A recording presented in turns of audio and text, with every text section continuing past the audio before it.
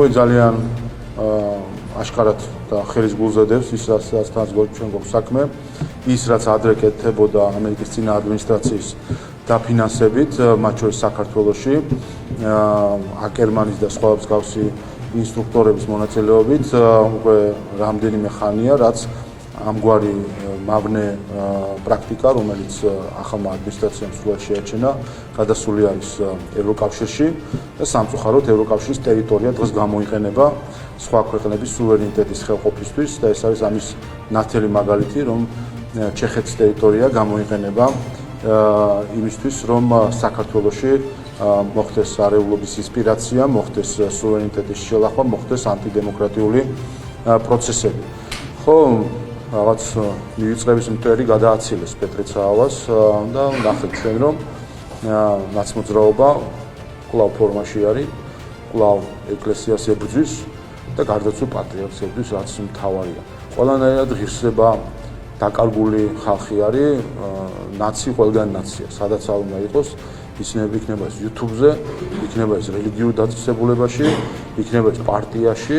სადაც არ უნდა იყოს ნაცია, ნაცის ნირი არის ასეთი, როგორც იქ ჟურნალისტის თუ რესპონდენტის, რომელიც იქ ისხდნენ, რომ მათ ყველაფერს ქართულს უნდა გამოუცხადონ ბრძოლა, უნდა წაშალონ ქართული, იმიტომ რომ მივიღოთ საბოლოოდ ის რაც უნდათ და რასაც ხედავ დღეს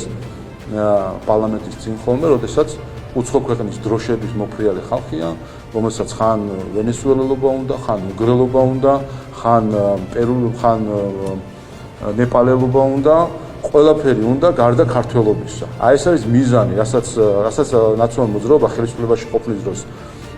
აკეთებდა, როცა ამბობდა, რომ ახალი ქართველი უნდა გამოიყვანონ, ახალი ქართველი ნაცმოძრაობის და მათი უცხოური დამკვეთების გაგებით გულისხმობს იდენტობა დაკარგულ, ქართველობა დაკარგულ ადამიანს. ვფიქრობ, როგორც ამერიკის შეერთებული შტატების ადმინისტრაციამ, ისე ჩვენმა ხელისუფლებამ საკმარისად ვისაუბრეთ საჯაროთაც და არასაჯაროთაც იმასთან დაკავშირებით, თუ როგორ გვესახება ჩვენი ურთიერთობების აღდგენა, რომელიც სრულად დააზიანა წინა ადმინისტრაციამ, მხოლოდ ერთადერთი მიზეზით, რომ მას სურდა მისი მორჩილი ხელისუფლების მოყვანა საქართველოში, ხელისუფლებაში მოყვანა და ამ მიზეზსაც ვერ მიაღწია, იყო მცდელობა წინა ადმინისტრაციის მხრიდან, რომ ანტიდემოკრატიული და არადემოკრატიული გზებით შეეცვალა ხელისუფლება. ამან მიგვიყვანა იმ ურთიერთობების ჟღერამდე, ასე რომ ეს სრულად წინა ადმინისტრაციის ბრჭყალებში დამსახურება არის, რომ ყველაზე ერთგული პარტნიორი ამ რეგიონში პარტნიორისგან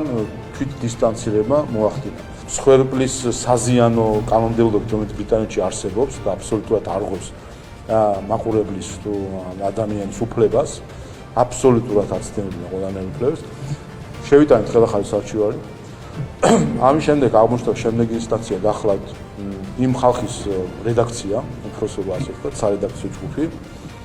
რომელმაც დაავალა ეს სიუჟეტი, ჩაიბარა ეს სიუჟეტი და გაუშვა ეს სიუჟეტი. ამ რედაქციამ განიხილა და მათაც ჩვენ და გასაკვირად თქვეს, რომ არა, ჩვენ მოიყავით მართლებიო და უარი შემოვიდა. ახლა ვართ მესამე ეტაპზე, რომ შევიტანოთ კიდე ერთი საჩივარი, კიდევ ისე BBC-ს უნდა მიმართოთ, რომელიც ახლა ცოტა კიდე ერთი დონით მაღლა ხდება განხილვა, მაგრამ ასევე BBC-ში, რომელსაც ეს სიუჟეტი დაუკვეთა, ეს სიუჟეტი ჩაიბარა და ეს სიუჟეტი გაუშვა. ასე რომ ჩვენ ახლა ვამზადებთ უკვე გამოდის მესამე საჩივარს, რომელიც შებრუნდება ასევე BBC-ში, ნახოთ რა გადაწყვეტილება იქნება და შემდეგ უკვე შემდეგი ეტაპებია.